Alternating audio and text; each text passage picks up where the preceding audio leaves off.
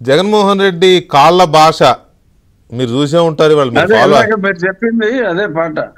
నీ కళ్ళను పట్టుకు వదల నన్నవి చూడే నా కళ్ళు, ఆ పాటే.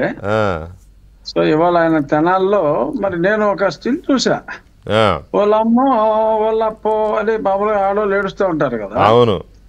అలాగే లేడీస్ తోటి ఈయన కింద వాళ్ళ యాంగిల్లోనే కూర్చుని మరి అక్కడ కాళ్ళ దెబ్బలు తిన్న పురుషులు కనపడలా, ఈ ఆడవాళ్ళని ఆదరిస్తున్నాడు ఆయన.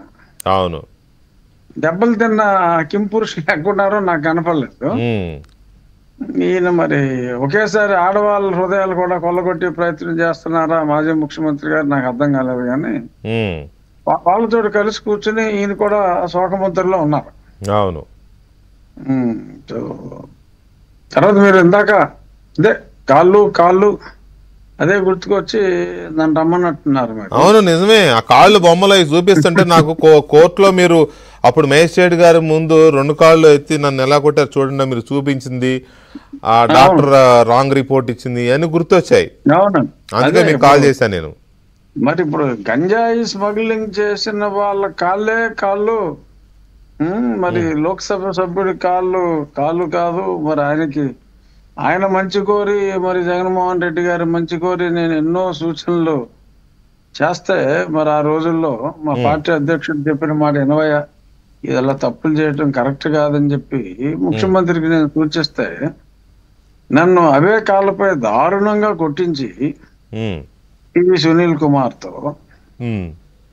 మరి ఇప్పుడు ఇలాగా ఆల్రెడీ వాళ్ళు చైన్ స్నాచర్స్, వాళ్ళ చైన్ అరాచకం లేదు. గంజాయి కేసుల్లో ఊరికే అలా లేడీస్ పుట్టింటికి వెళ్ళి వచ్చినట్టు అలా జైలుకి వెళ్ళి ఎన్నోసార్లు శిక్ష పడి జైలుకి వెళ్ళి వచ్చిన ఆ బ్యాచ్, పైగా దీనికి క్లైమాక్స్ ఏంటంటే పోలీసు హెడ్ కానిస్టేబుల్ పై దాడి, హత్యా ప్రయత్నం చేసిన వాళ్ళని ఇప్పుడు మామూలుగా ఎవరైనా ఇప్పుడు జగన్మోహన్ రెడ్డి నన్ను ఎలా దొంగచాటుగా కొట్టించాడో అలా కొట్టొచ్చు పోలీసులు, కానీ ఓపెన్ గా ఓకే న్యాయం ప్రకారం కొట్టకూడదు. కానీ మరీ పేటరేగిపోతున్నారు, అరాచకం ఎక్కువైపోతుంది.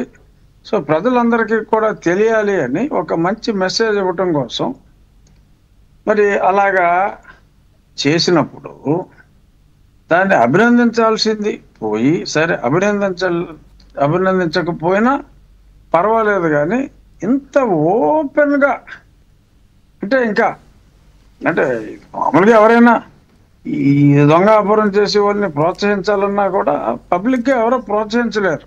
అవును. చాలా ఎంత ఓపెన్ గా మరి అక్కడికి వెళ్ళి మరి ఒక ఓదార్పు యాత్రలాగా మరి వాళ్ళ తరపున మరి ఇతను ఓదార్పు చేయటం అనేది పులివెందుల ఎమ్మెల్యే గారు అక్కడికి వెళ్ళి ఇలాగ క్రిమినల్ అయితే మరి వాళ్ళని అలా కొట్టొచ్చా, వాళ్ళకి చంపి రైట్ ఉంటుంది, కానీ కానిస్టేబుల్ తిరిగి మరి ఇలాగా పబ్లిక్ లో మరి వాళ్ళ పేరే రక్షకులు, మరి నిజంగా రేపు వాళ్ళ సాహస క్రీడలో కృతకృత్యులై ఒక కానిస్టేబుల్ని చంపేస్తారు. మరి అప్పుడు ఏమని అన్ని ఉందరు పులివెందుల ఎమ్మెల్యే గారు. ఇవన్నీ కోర్స్ అది జరగలేదు కాబట్టి ఈ లోపు వీళ్ళకి తగిన చిన్న దండన విధించారు. కానీ మరి ఇలాగా మాజీ ముఖ్యమంత్రి గారు ఇక్కడికి వచ్చి వాళ్ళని అలా ఎంకరేజ్ చేస్తే ప్రజలకి ఏమి సందేశం ఆయన ఇస్తున్నారు?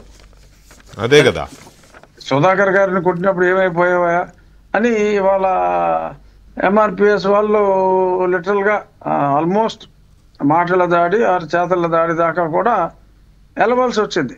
అవును. ఎందుకంటే మరి ఆ గతంలో లేని ఆ ఔదార్యం, అంటే క్రిమినల్స్ తప్పు చేస్తే క్రిమినల్స్ అండగా నేనుంటా, ఒక మంచి డాక్టర్ని బాధ్యతను, ఒక ఎంపీని బాధ్యతను నేను ఉన్నాను. కానీ క్రిమినల్స్కి అయితే ఎప్పుడు, ఎస్పెషల్లీ అందులో గంజాయి లాంటి దురాఘాతాలు చేసే క్రిమినల్స్ అంటే ఇంకొంచెం ఎక్స్ట్రా ప్రయారిటీతో నేను కంటికి రెప్పలా చూసుకుంటాను అనే